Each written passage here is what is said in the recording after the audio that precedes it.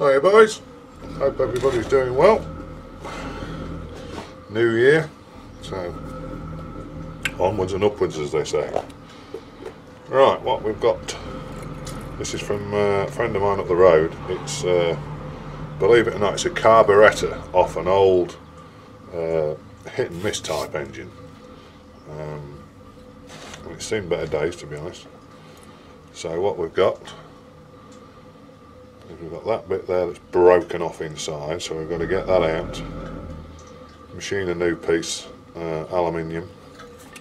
It's got to have it's some sort of Venturi, I think, so it's got to have a bit of an angle going into it. And then what we've got on here is, these are the adjusting needles for the fuel and whatever else. Now what he's done is he's ordered that one. He bought that from America, and I think it cost him a pretty penny, to be honest. But what we did, or what I did last night, and I should have had the video camera going when I did it really, but anyway, because they're quite expensive, he just bought the one and asked me if I could make him some. So that's my version of the same thing, which the only difference is, look, I haven't got these lines in, but we can do that later with dividing head. So I've already made two, and there's a total of 3 for it, so we have got enough, but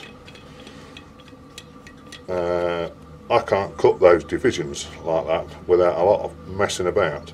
So it would seem easier for me if we keep this one as a pattern for any future engine, because he does do quite a few of these type of engines and whatever you like. So we'll keep that one as a pattern, so we've always got something to measure from. And I'll make another one, because like I say, I've already made 2 for in there, look. So I thought I'd video making this 3rd one. So I'll put that back in there. So all we need really is a little bit of brass to make that part. I've got a little slug of aluminium left over from when I did the other 2. So for that, so we've got a die holder here to go onto the lathe to tap these in a few minutes when we get to that point. And we've got a, well, it's not actually a plug tap. It was a good tap, but I've ground the end off so I can tap to the bottom. Because when you, if I show you the one of the ones I've already done. These ends are just Loctited on. You see, you've not got an awful lot of thread there to screw in. So, and we can't get an awful lot of thread depth into there. So they literally just go on. So I ground the end off that tap to enable me to tap a bit further to towards the bottom of the hole in here. So, and then these will be Loctited on. Not in focus there. And then we'll go from there. So I'll get the collet chuck on the lathe, one we made earlier, and then we'll come back. If you can hear that roaring a bit in the background, it's my heater. I ought to give a bit of a thank you really to Jerry at Jerry's DIY. There was a guy asked me, left a comment on my channel last year about my heater, and he wanted to make one himself, and my advice then was to go onto Jerry's site and Jerry's DIY and have a look at his, because his was far better than mine. And I've now converted this one pretty much identical to what Jerry's done, and it works a treat, to be honest. I've had to extend the flue to about 3 meters.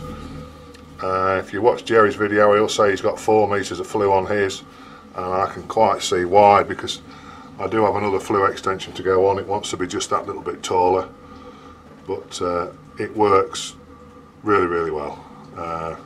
You can't stand next to it if you give it on full chat, and I haven't even got the flue long enough just yet. Like I say, I'm about 3 meters, but it really wants to be 4, and then it will draw even more, and it'll burn a little bit less oil because there'll be more air being sucked in, so you won't need quite as much fuel, and it just goes really well. So if you ever watch this, Jerry, I'll just say thank you very much, mate. you did a cracking design there, and for people like me out in the shed, it really does work well. And anybody that sees your video, mate, if they want something like that, it'd be a really good addition to your workshop. As long as you can get a bit of free oil. If not, just put some wood in it and use it as a little wood burner, but it certainly does the job. There's one other thing I was going to say. I have a friend of mine who's started to put some videos on YouTube. He's been doing them for a while. I suppose the only downside to it is his camera's not very good. It's not very clear, and I said to him the other day, I said, I think it's about time you got a better camera, Rob. To which he sort of laughed at me a little bit. But if any of you guys want to go and have a look at his channel, he's called Rob on the Moor. He's an English lad. He's well, he's one of them who can turn his hand to most things. Like I haven't found him wanting on anything yet, and he's you know, he's a really good friend of mine. He's you know, he's a top lad, and I'd appreciate if you go and have a look at his channel and give him a few subscriptions. And I think if he started to get some more subscriptions on his channel, I have a sneaky feeling that he might buy himself a better camera, and it'd be well worth doing, because I kind of know what some of the things are he's got planned for this year, and I think he's got some really interesting projects coming up that, you know, I think you'll, well, if I find them interesting, anybody who's watching me will also find them interesting. So anyway, his channel's called Rob on the Moor. Go check him out, give him a look.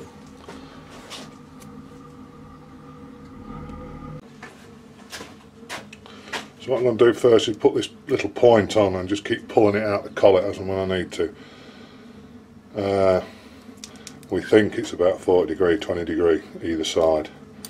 We're not 100%, but we think that's where we're on. We think that's where it is. So we'll we'll get this. We'll get you in a bit closer.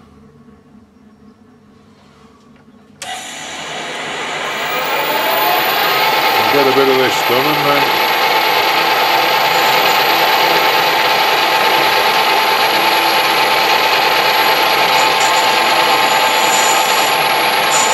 just going to take it straight to a point, and then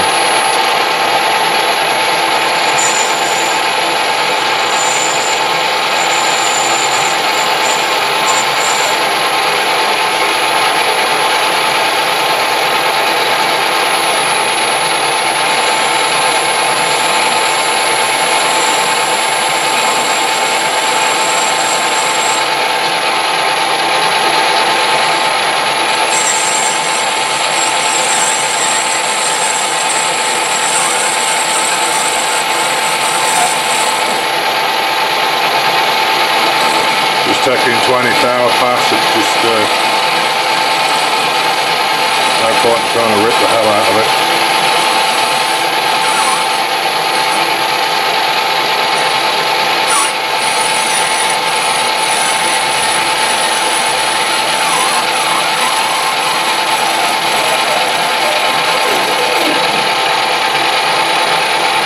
Take £10 now, because we're getting pretty close to a nice point now.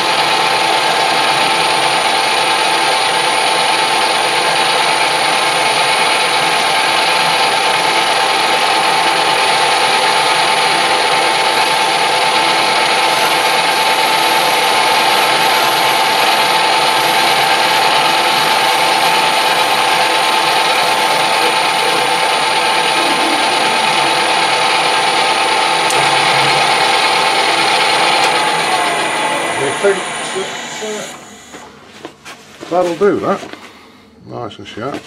Right, I've got to turn that tool round in the tool post, so I'll do that, and then we'll pull it out of the collet a bit.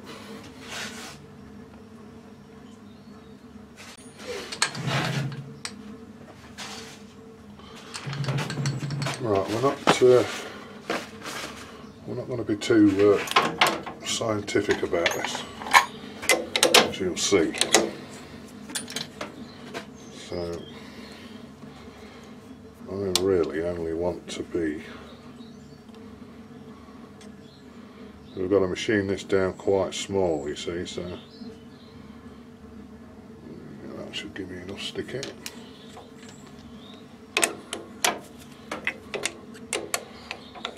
and I believe that wants to be about 250. Sorry, 148. Close there, wasn't it?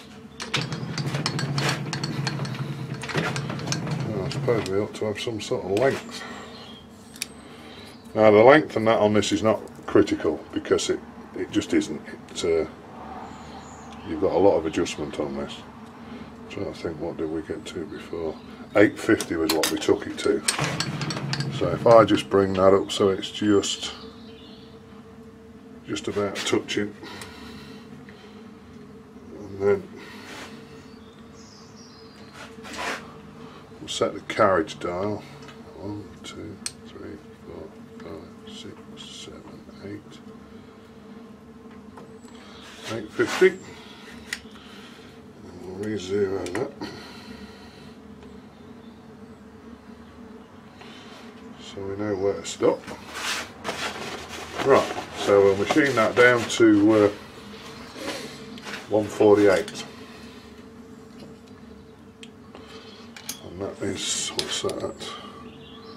375, so I've got a way to go.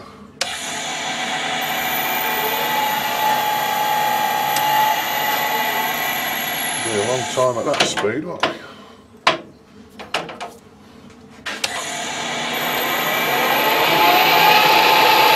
Touch off, just zero this.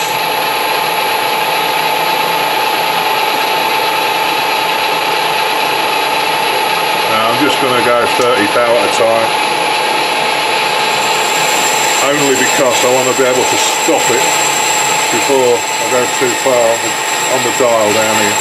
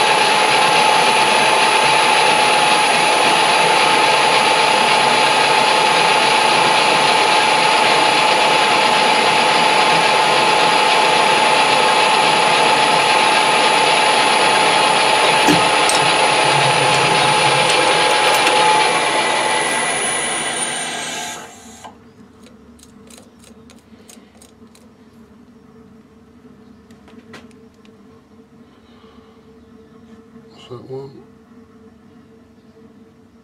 4.8 on the money. 149, 150. But at the very end there, right, we'll just take a little spring pass on that, I think. It's just springing the end of the, taking the finest amount of it.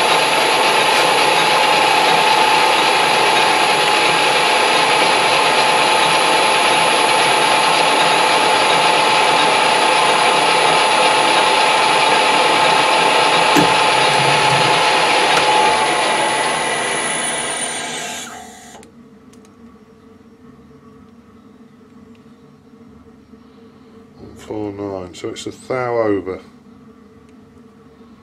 149,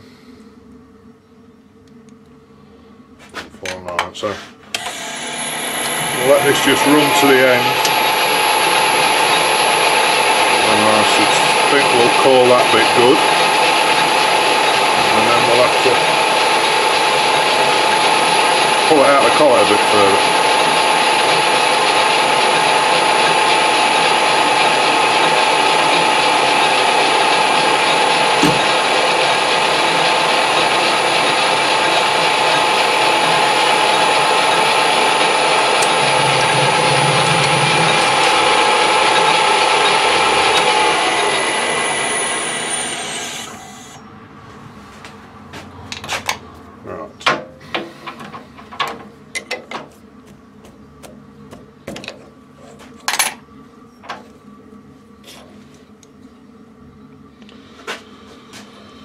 So I want just to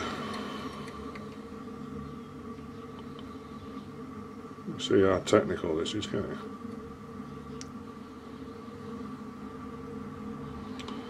I think by eye about there. And you can see the problem I got now, don't you, with all this stick out. This bit's a bit, see what that spins like. Oh dear.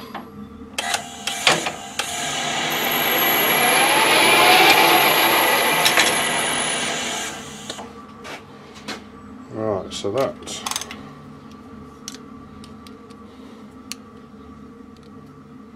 $250 and the bar $370.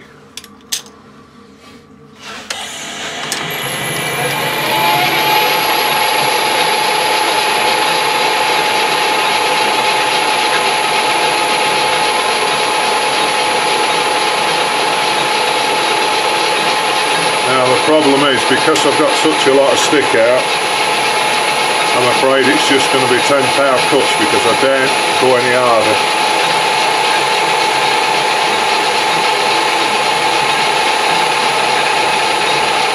If I push it anymore, I think it'll bend it and pop off.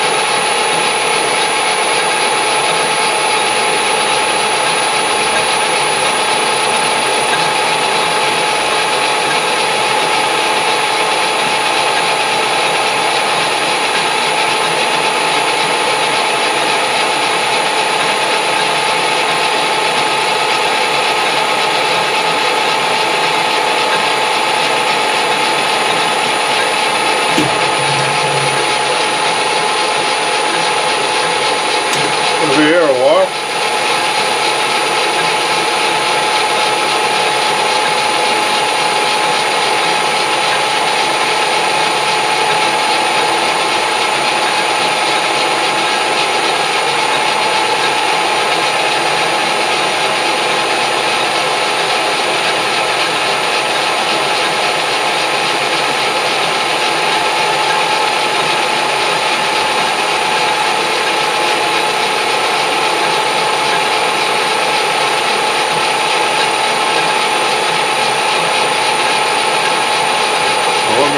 When I get down to size, I'll bring you back.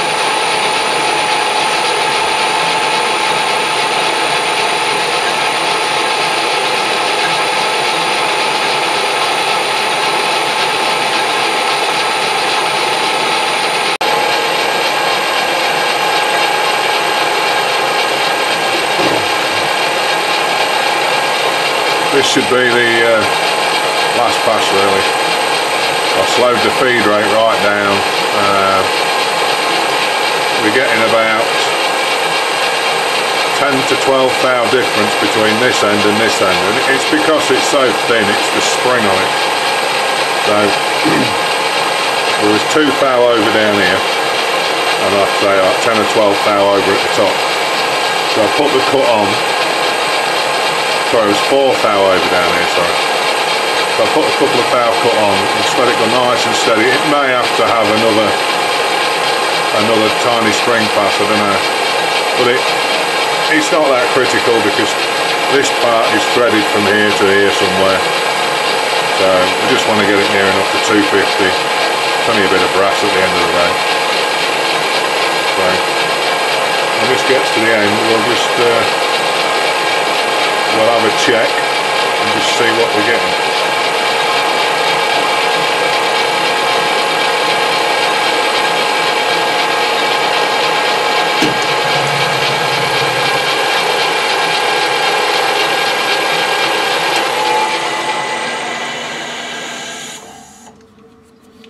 So we're after 250. Just make sure that. Come on. Zero. 249 there. 250 there. So yeah, 249. So we're about a thou difference, but this lathe it's slightly out on its axis because it fell off its stand. Or should I say, my ex-mate Rob knocked it off its stand. Right, we'll get the die in there, in the die holder. Now, carrying on with our scientific way of measuring things, this is where we're going to thread to there. So, we just get that.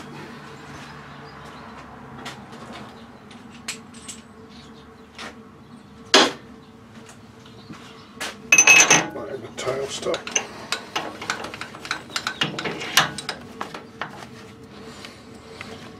Careful what down, bloody cables all over from the camera. Ooh.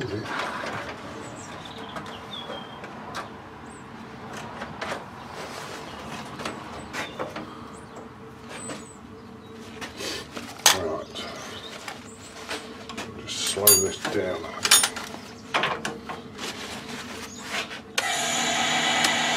Maybe not quite that slow.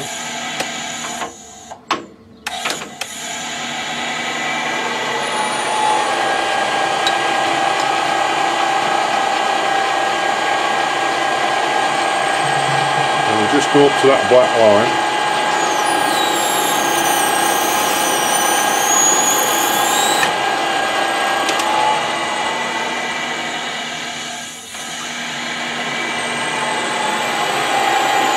Just see the faintest bit of the black line left there.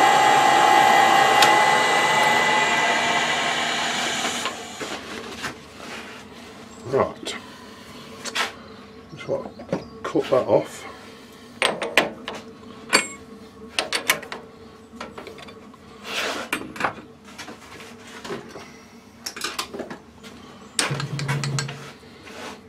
Just zero this a little bit. Well, saying zero is the wrong word.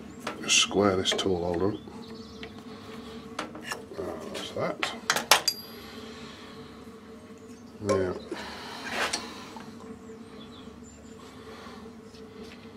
screw that out of there.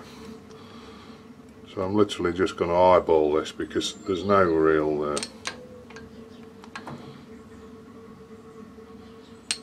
we're not building a spaceship. Right, by eye that looks about right. So I think we can just part that bit off.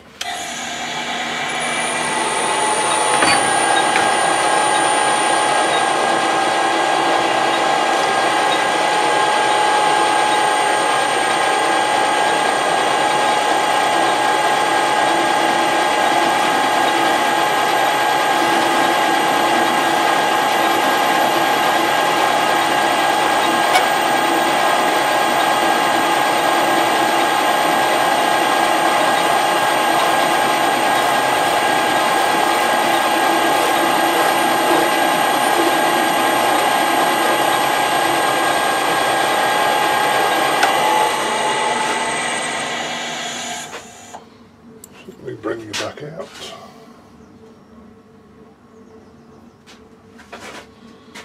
So that's that part of it done, look.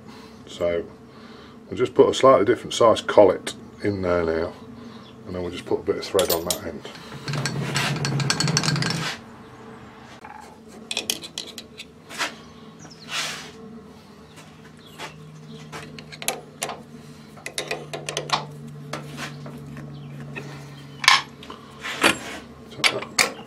cutting off tool out before I go and slice my hand open on it. No, just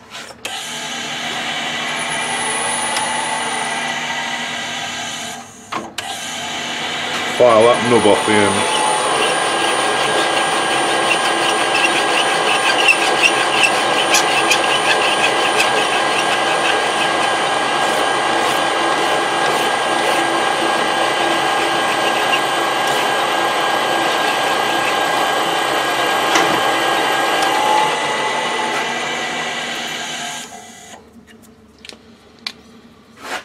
Again, scientific marking. So we only want to be up to about where that black mark is.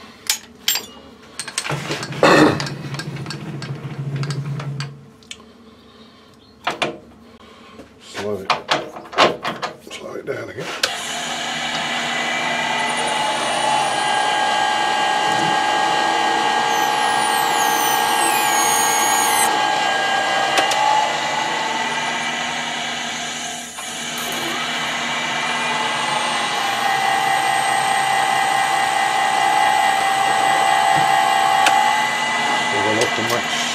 Make sure we're somewhere close.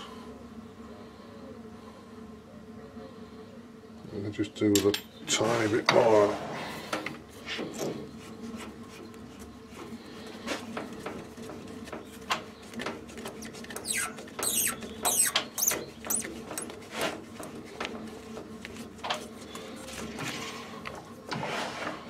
The little bits of brass are good to work with, aren't they? Yeah, that'll do. Right, now we've got to make another one now.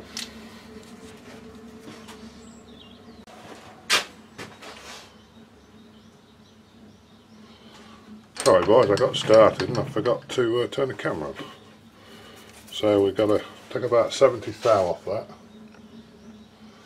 Bring you in a bit. And see.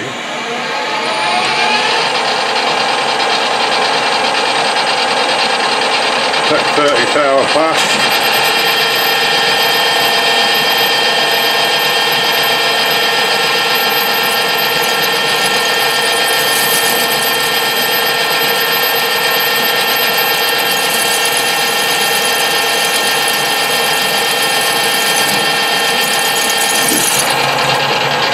Bloody horrible, isn't it?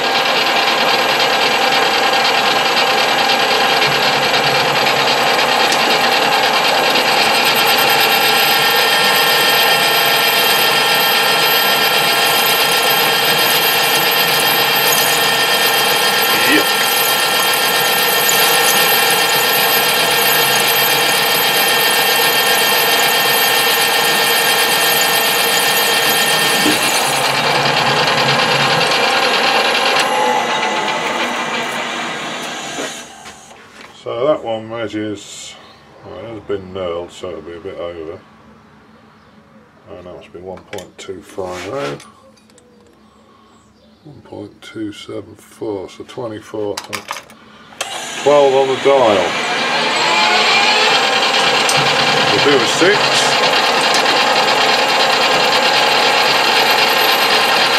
And we'll follow it with another 6, hopefully.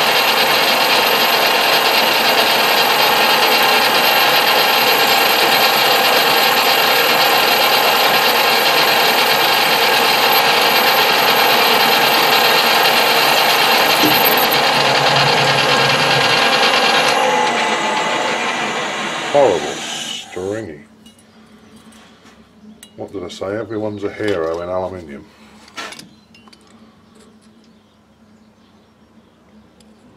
What have we got there?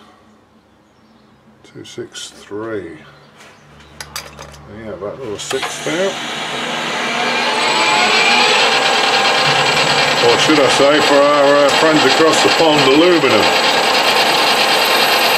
I suppose it matters what you call it, doesn't it?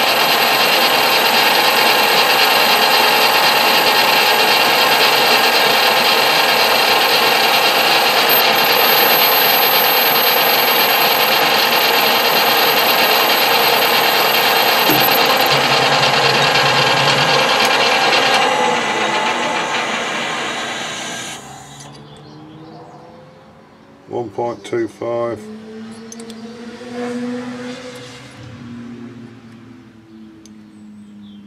One. Thou over. I can live with that. That's not a problem. Right, so bring you back out. We've got to put a bit of a knurl on that. Bring that out a bit. Just square this to the world. Like so.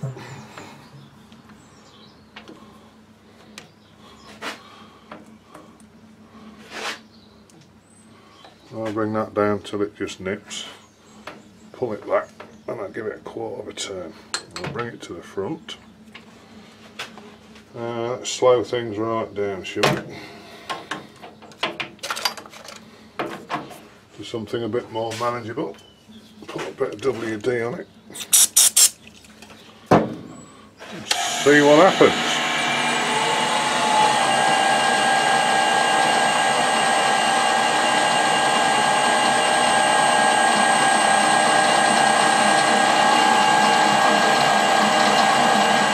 I think my nail's going to catch the front of the chuck before I get.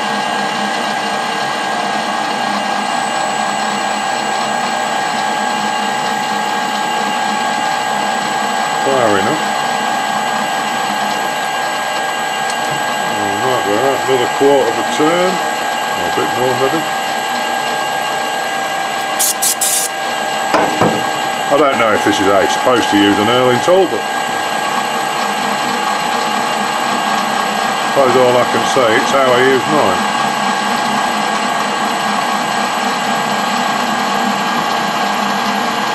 What I'm doing, I can feel it wanting to pull the carriage along ever so slightly. So I'm kind of going with it. Just line that off.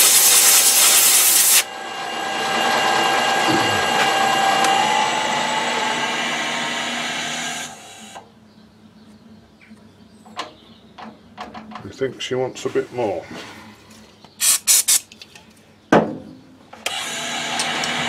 It's either a bit more or I've gone too far, one or two.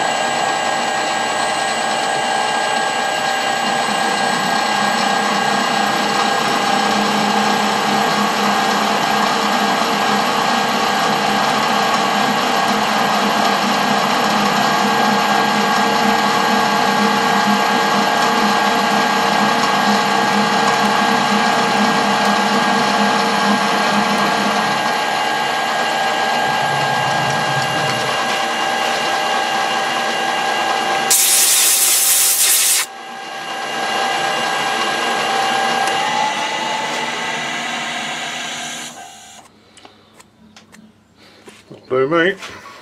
Right, we'll just have to get set up now, the little drill, which I just happen to have one there. So I'll just find the drill chuck.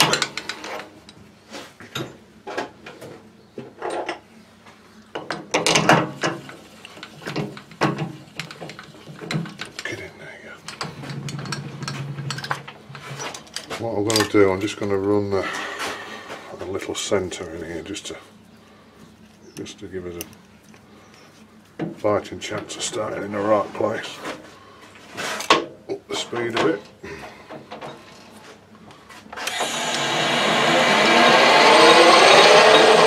Maybe a bit too much.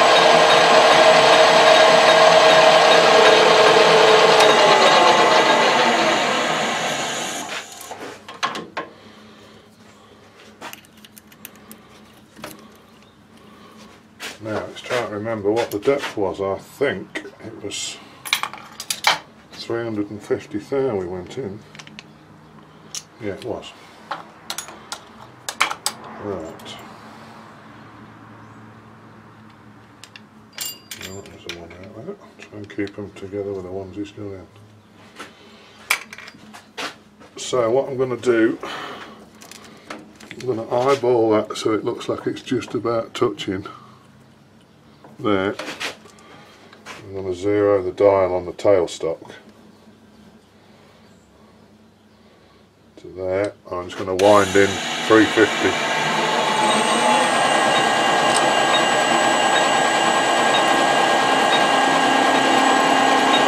It's 200.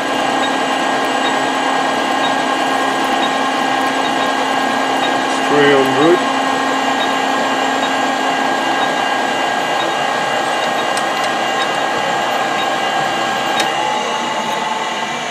Should be it. Right. Let's put that drill in there before I don't want to lose it. So what I'm going to do, I'm going to take this out the chuck. I might just, oh, I can't, I've got to run it. I'm just going to run a die in there, tap that, it's 1/4 20 UNC. And then I'll take this out, and I've got a little stub of steel here, look, that's threaded. I'll just set that up in the forge, or screw that on the end of it, and then we can just machine that piece up, and then we should be good to go.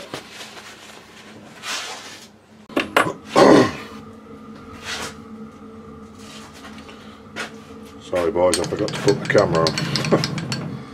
Right, so we've got that to there. This wants to finish it 1/2 inch.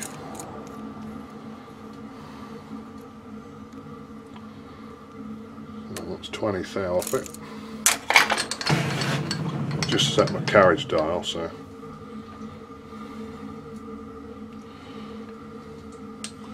we'll go at it in a 1er. Have a little bit more speed on it.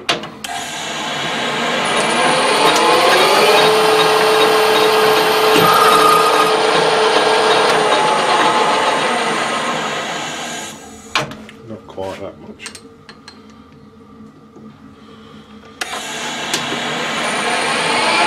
There's a bit of a wobble on it, but it's what happens when you're using tap and dies. If I'd have screw cut it, then it would run dead true, but I don't need screw cut this.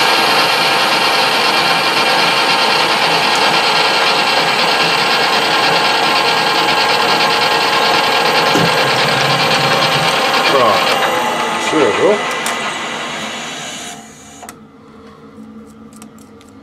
That must have been about 1/2 inch. Oh, I took another cut, you see. But then again, I bet if I take it down there, if I go around there, different again, 508. Because it doesn't run through. That's why.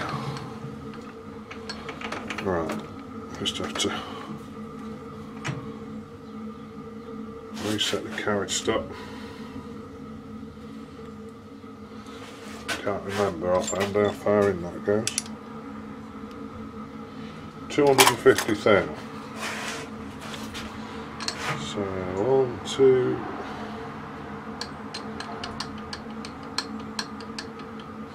That's where we've got to finish.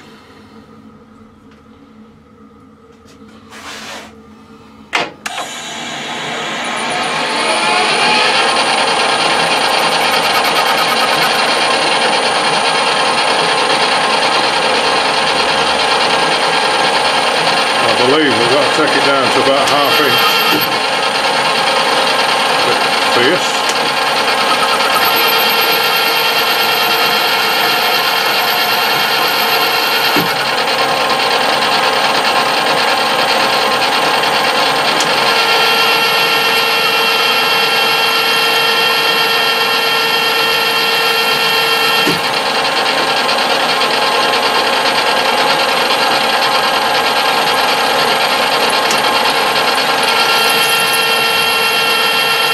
Going in 30 thou at a time, that, so 60 thou off the diameter. If it would only stop nesting on me.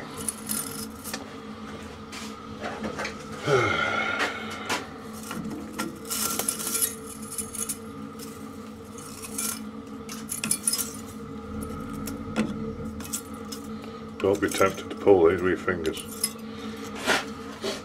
A nasty cut. Don't ask me how I know that. 30.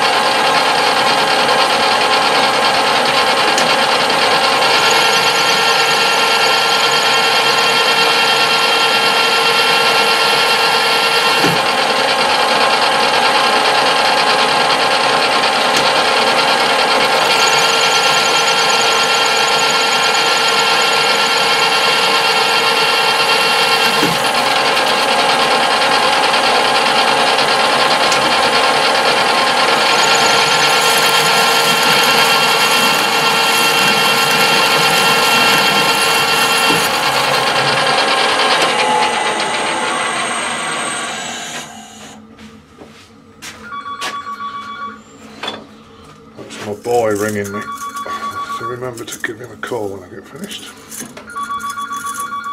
Oh, come on.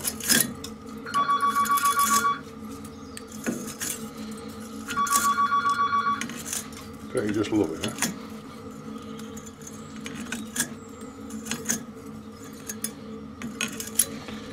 But there's people watching this going, hey, you should put some of this on or do some of that and it'll stop it.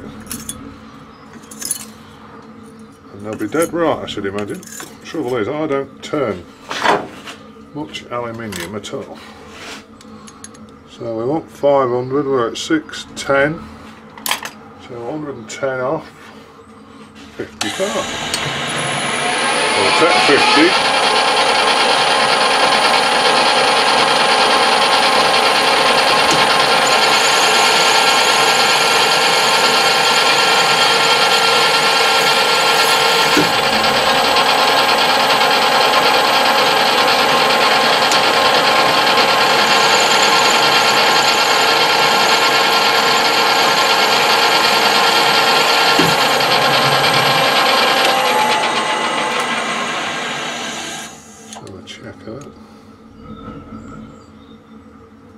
It's 18 power, so it's 9 on the dial.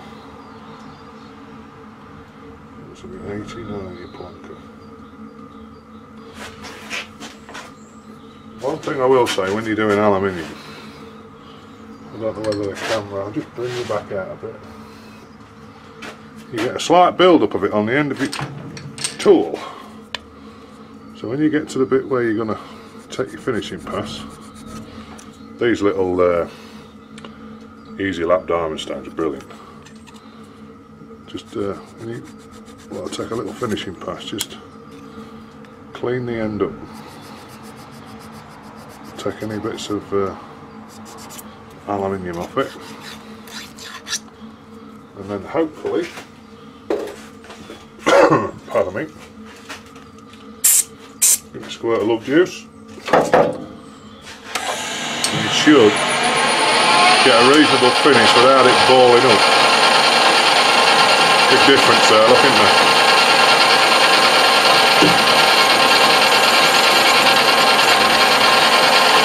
Wind that out.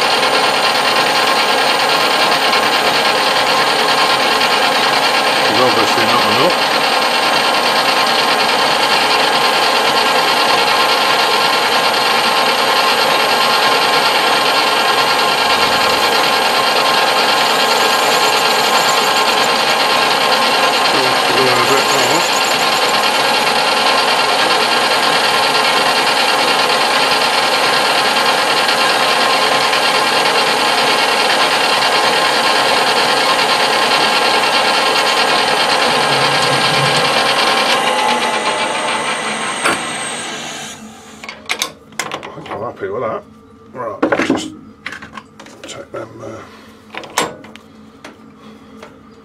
Take them edges off it.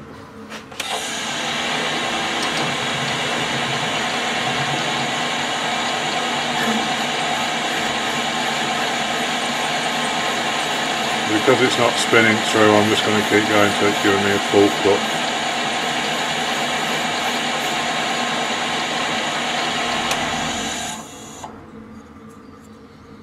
That's alright.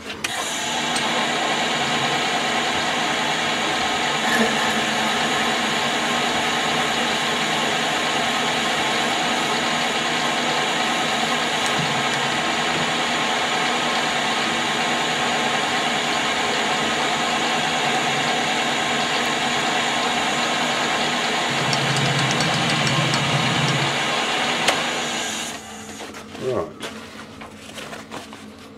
that should be it.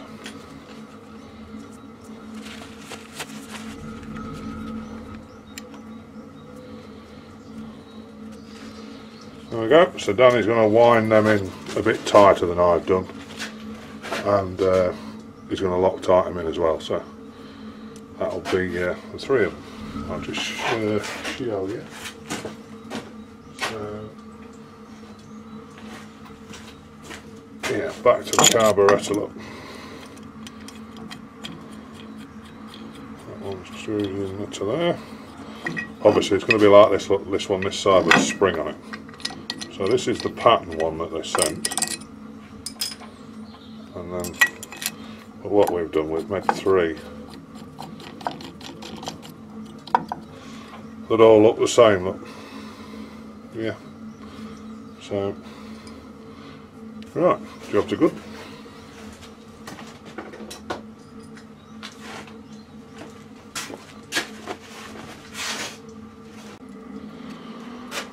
So this is the heater. Not very good lighting here.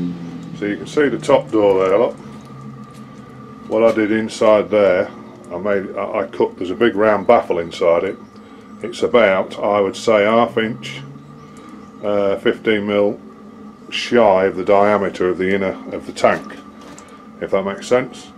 So it's got a clamp on there, look, and then down the bottom, I cut that out, put a door on it. Now, it was running starved on oil a minute ago, so it's smoked itself a little bit. I'll just turn the oil up. But you can normally see the flame in there quite well.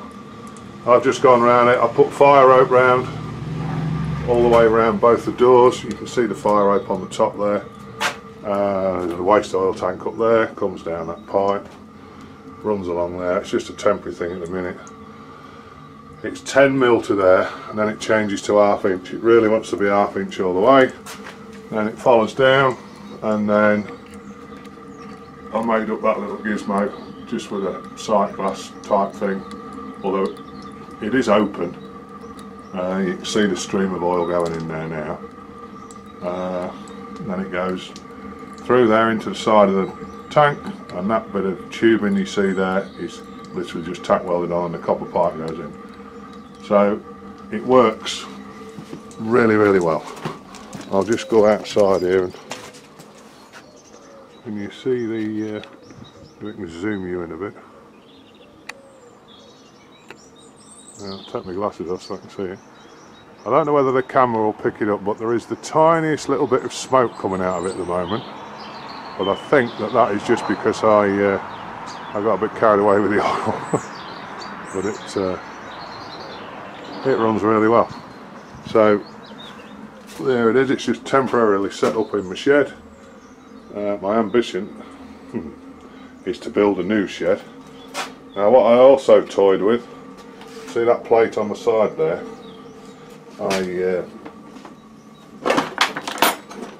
I had one of these rigged up, which I'll just show you on the floor.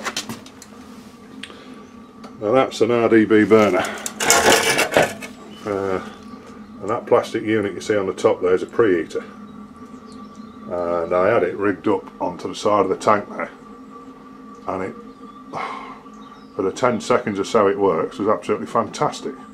But the problem that we've got is that little preheater, it only heats the oil in the tube directly before the nozzle.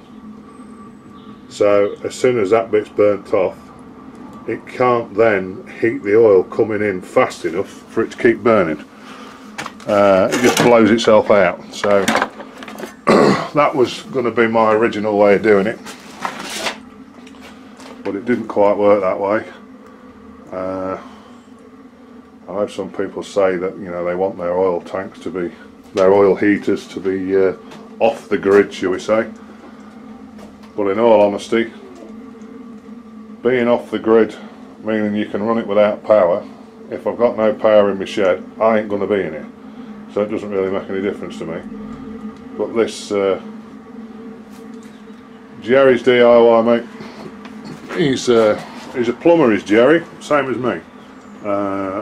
I've seen some of his videos where he's doing his underfloor heating and what have you, and I imagine living in Ireland he does lots of oil, and it's oil burners that I do, specialise in oil boilers. But yeah, he was on the money there, Jerry. Well done, mate. I was sat in the house trying to figure out how you realised to put a hole in the bottom. Oh, that's the thing.